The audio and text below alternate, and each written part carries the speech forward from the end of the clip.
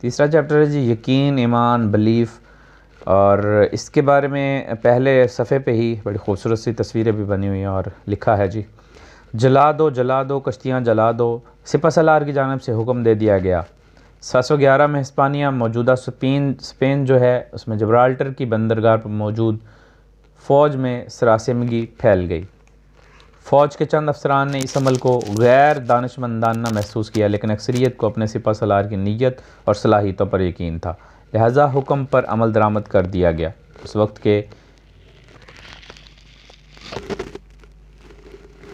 اس وقت کہے گئے جوان مرد جرنیل طارق بن زیاد کے الفاظ تاریخ کا حصہ بن گئے: دشمن تمہارے آگے ہے اور سمندر تمہارے پیچھے، تمہارے زندہ رہنے کی صرف ایک صورت ہے اور وہ یہ کہ تم آگے بڑھو اور دشمن کے ملک پر قبضہ کر لو۔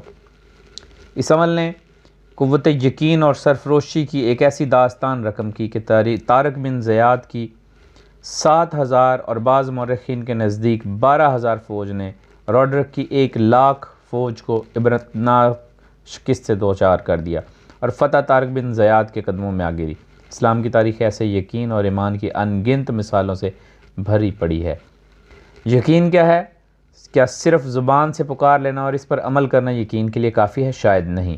یقیناً یہ ایک ایسا عمل ہے جس میں زبان، دل اور دماغ ایک خاص محرک کے باعث ایسی ہم آہنگی پیدا کرنے میں کامیاب ہو جائیں کہ اس عمل کو مکمل ہونے سے کوئی نہ روک سکے۔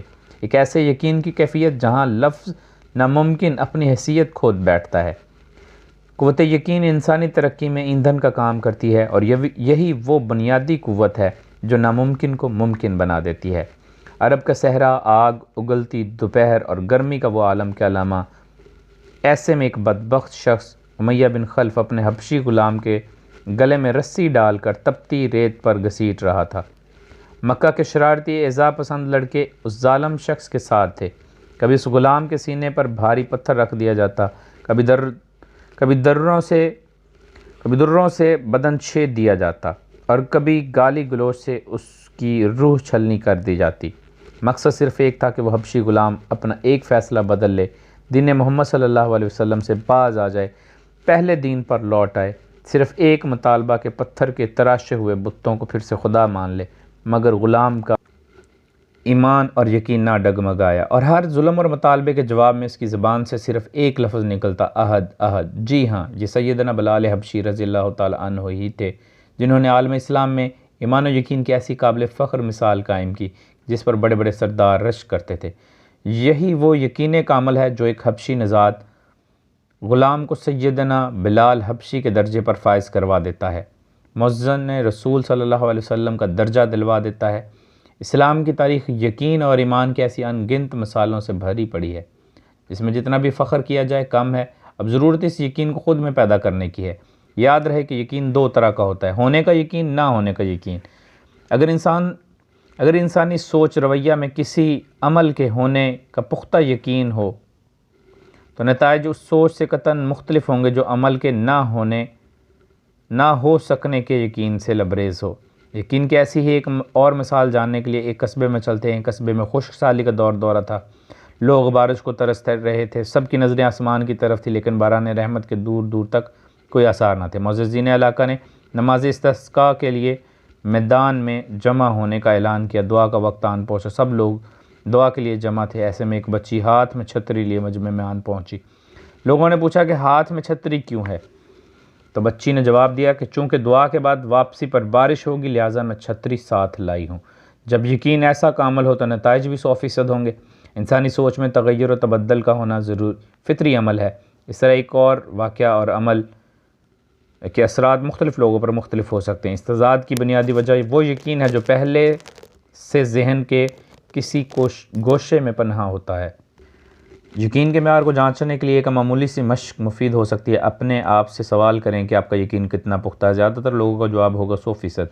اب اس جواب کو جانچنا بھی نہایت ضروری ہے، مگر اس سے قبل اس بات کا تعین بھی ضروری ہے کہ کیسا یقین، کس بارے میں یقین، کس پر یقین۔ کامیابی کے لیے آپ کو کم از کم مندرجہ ذیل پر یقین ہونا ضروری ہے: اللہ پر یقین، اپنے آپ پر یقین، لوگوں پر یقین، اپنی خاصیت، صلاحیت، خدمات، ویژن، مشن، پروڈکٹ پر یقین، اپنے ادارے یا آرگنائزیشن پر یقین، انڈسٹری پر یقین، سیکھنے سکھانے پر یقین اور لوگوں کی مدد کرنے اور ان کے کام آنے پر یقین۔ 9واں پوائنٹ ہے جی قانون علت و معلول پر یقین۔ تو کامیابی ممکن ہے، سب سے پہلی بات اللہ پر یقین کے حوالے سے ہے۔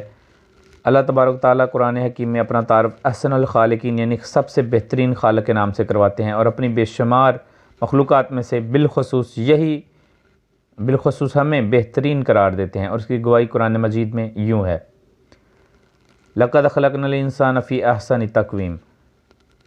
اب سوچئے جب بنانے والا احسن الخالقین ہو اور جسے بنایا گیا اسے بہترین توازن پر بنایا جائے تو ناکامی کا تصور بھی کیوں۔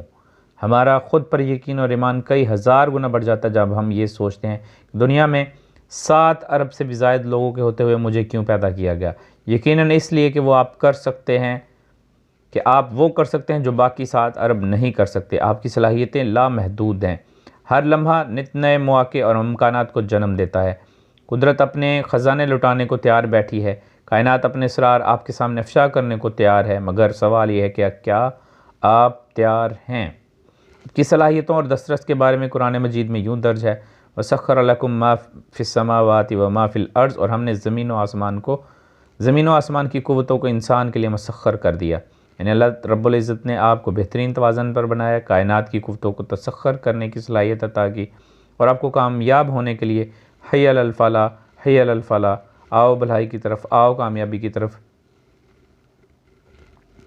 کی صورت میں مسلسل یاد دہانی بھی کروائی جاتی ہے۔ اب آپ سوچئے کہ اتنی ساری یقین دہانی اور عنایات کے باوجود کچھ لوگ یہ کیوں سوچتے ہیں کہ ان کی قسمت خراب ہے، ان کی تقدیر میں گڑبڑ ہے، مقدر میں خرابی ہے، وغیرہ وغیرہ۔ آپ کے بنانے والے نے تو آپ کے لیے زمین و آسمان کو مسخر کر دیا ہے اور آپ کو بہترین ساخت اور توازن پر پیدا کیا ہے، تو پھر قسمت، مقدر یا اللہ تعالیٰ کو ناکامی کا الزام دینا یقیناً کفران نعمت ہے۔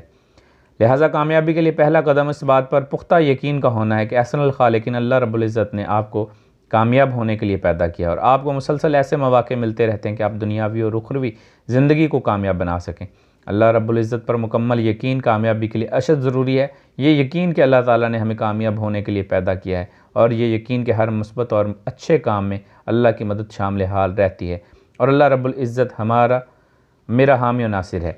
ناکام لوگ ہمیشہ تقدیر، قسمت یا مقدر کا رونا روتے رہتے ہیں، بعض تو بسا اوقات شرکیہ کلمات بھی بولنے لگ جاتے ہیں۔ سمجھنے کی بات یہ ہے کہ اللہ تعالیٰ تو یہ چاہتا ہے کہ ہم کامیاب ہو جائیں، لیکن اگر ہم راستہ یا طریقہ ہی غلط منتخب کر بیٹھیں تو اللہ عز و جل پر کامل یقین آپ کو مایوس نہیں ہونے دیتا اور امید جگائے رکھتا ہے۔